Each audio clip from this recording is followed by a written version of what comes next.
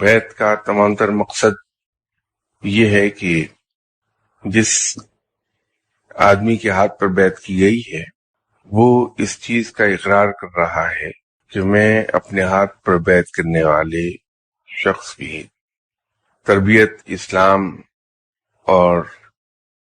اللہ کے بتائے ہوئے راستے کے مطابق کروں گا۔ اپنے ہاتھ پر بیعت کرنے والے انسان کی تربیت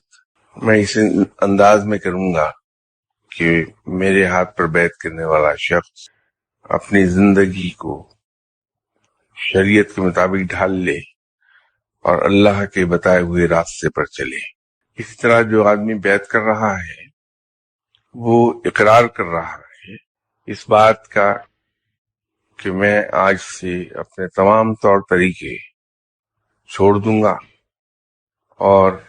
اپنی زندگی اللہ کے احکامات کے مطابق ڈھالوں گا،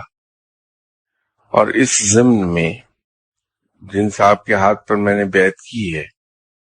ان کے تمام احکامات کی میں تعمیل کروں گا۔ بیعت کا اصل یہی ہے